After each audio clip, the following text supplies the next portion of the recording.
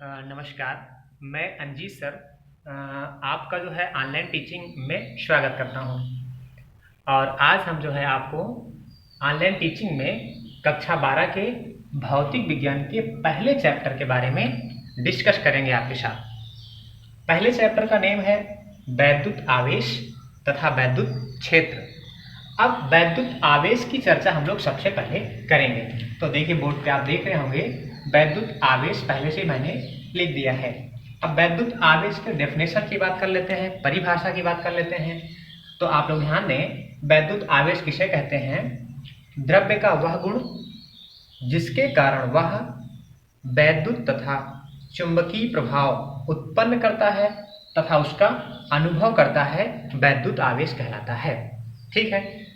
आवेश दो प्रकार का होता है, धन आवेश तथा ऋण आवेश। अब उसी क्रम में हम लोग आगे बढ़ेंगे वैद्युत आवेश के मूल गुण के, मतलब इसके कौन कौन से, इसका नेचर, इसका स्वभाव कैसा होता है। तो वैद्युत आवेश के कुछ मुख्य गुण दिए गए हैं जो बोर्ड पे आपके सामने दिख रहा होगा। फर्स्ट पॉइंट है इसमें नंबर 1, आकर्षण तथा प्रतिकर्षण। आप आकर्षण तथा प्रतिकर्षण को डिफाइन करना चाहते हैं तो आप कह सकते हैं सजातीय आवेश एक दूसरे को प्रतिकर्षित करते हैं तथा विजातीय आवेश एक दूसरे को आकर्षित करते हैं। आवेशों का संरक्षण में आप कह सकते हैं आवेश को ना तो हम उत्पन्न कर सकते हैं और ना ही नष्ट कर सकते हैं, बल्कि इसको हम एक रूप से दूसरे रूप में स्थानांतरित कर सकते हैं। आवेशों की योज्यता की बात करते हैं। आवेश की योज्यता क्या है?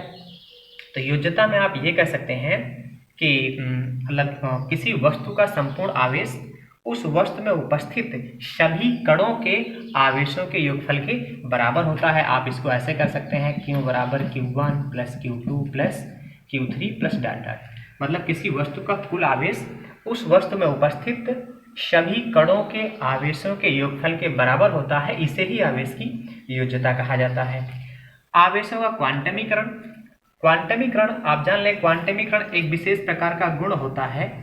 जैसे फॉर एग्जाम्पल आप समझ लें कि जब हम लोग कोई वस्तु, कुछ सामान खरीदते हैं तो वो मतलब उसमें एक ऐसा पैटर्न दिया रहता है। जैसे मान लीजिए आप 5 रुपए का बिस्किट लेते हैं, तो आपको 5 रुपए का बिस्किट लेना, पार्ले का बिस्कुट 5 रुपए का लेंगे तो आपको वो बिस्कुट 6 रुपए का नहीं मिलेगा, 7 का नहीं मिलेगा, 5 का मिलेगा, 10 का मिलेगा, 15 का मिलेगा, 20 का मिलेगा, इस क्रम में मिलता है।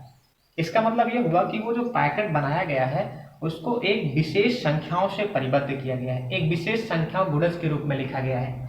उसी प्रकार आवेश को जब आप एक वस्तु से दूसरे वस्तु में देते हैं तो वो एक निश्चित पैटर्न के अनुसार एक निश्चित संख्या गुणज के रूप में देते हैं। जैसे अगर किसी वस्तु से इलेक्ट्रॉन निकल रहा है तो या तो 1 इलेक्ट्रॉन निकलेगा, या 2 इलेक्ट्रॉन निकलेगा, या 100 इलेक्ट्रॉन निकलेगा, मतलब उसमें से भिन्नात्मक रूप में या दशमलव के रूप में इलेक्ट्रॉनों का आदान प्रदान नहीं होता है।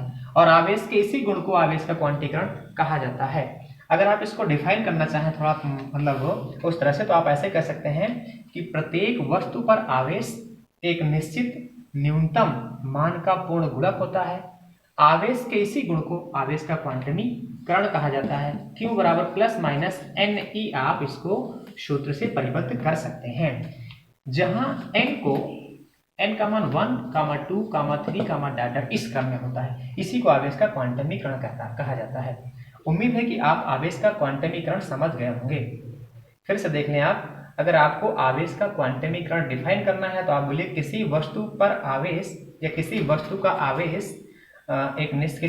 आवेश एक निश्चित न्यूनतम मान का पूर्ण गुणक होता है। आवेश के इसी गुण को आवेश का क्वांटमीकरण कहा जाता है। तो उम्मीद रखते हैं कि आप वैद्युत आवेश, इसके टाइप्स, आवेशों गुण को समझ गए होंगे। नेक्स्ट हम लोग जो है पदार्थों के वर्गीकरण की बात करते हैं और ये समझते हैं कि पदार्थ को कितने भागों में बांटा गया है। तो आप देख रहे होंगे पदार्थ को मुख्य रूप से 3 भागों में बांटा गया है, चालक, अचालक को एक और नाम जानते हैं अर्धचालक, वो विद्युत रोधी, और तीसरा है अर्धचालक। अब जैसे आपको चालक की बात आती है, चालक मतलब कंडक्टर, तो आप चालक के डेफिनेशन अगर आप बताना चाहते हैं तो आप ये कह सकते हैं कि चालक वे पदार्थ होते हैं, चालक वे पदार्थ होते हैं जिनमें मुक्त इलेक्ट्रॉनों की संख्या बहुत ज़्यादा होती है और धारा का प्रवाह आसानी से होता है, उसको चालक कहा जाता है। ठीक है, चालक वे पदार्थ होते हैं जिनमें मुक्त इलेक्ट्रॉनों की संख्या बहुत ज़्यादा होती है और धारा का प्रवाह आसानी से हो जाता है, उसको चालक कहते हैं। फॉर एग्जाम्पल, सभी प्रकार की धातुएं चालक होती हैं। मनुष्य का शरीर भी एक प्रकार का चालक है, पृथ्वी भी क्या है, चालक है। इसका मतलब जिस भी वस्तु में करंट आ जाए, विद्युत धारा का प्रवाह हो जाए, उसको हम लोग क्या बोलते हैं, चालक। फॉर एग्जाम्पल अगर आप याद रखें तो सभी धातुओं में कोई भी धातु का नाम ले सकते हैं। जैसे आप लिख सकते हैं सोना, चांदी, तांबा, एल्यूमिनियम, मनुष्य का शरीर, पृथ्वी आदि, ये सब क्या हो जाएंगे, चालक। चलिए उसके बाद नेक्स्ट पदार्थ की बात करते हैं, अचालक। एक और नाम इसमें लिखा है विद्युत रोधी, मतलब अचालक भी कह सकते हैं इसको, आप विद्युत रोधी भी कह सकते हैं।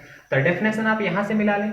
चालक में आप जानते हैं मुक्त इलेक्ट्रॉनों की संख्या बहुत ज़्यादा होती है, धारा का प्रवाह होता है। तो अचालक में उसका अपोजिट कर दीजिए। इसका मतलब वे पदार्थ जिनमें मुक्त इलेक्ट्रॉनों की संख्या लगभग नगण्य होती है और धारा का प्रवाह नहीं होता है, उसको अचालक अथवा वैद्युत रोधी कहा जाता है। एग्जाम्पल में आप समझ लें कि जिसमें धारा का प्रवाह नहीं होता है। जैसे आप कह सकते हैं प्लास्टिक में आप जानते हैं धारा का प्रवाह नहीं होता है। कांच कह सकते हैं, मोम कह सकते हैं।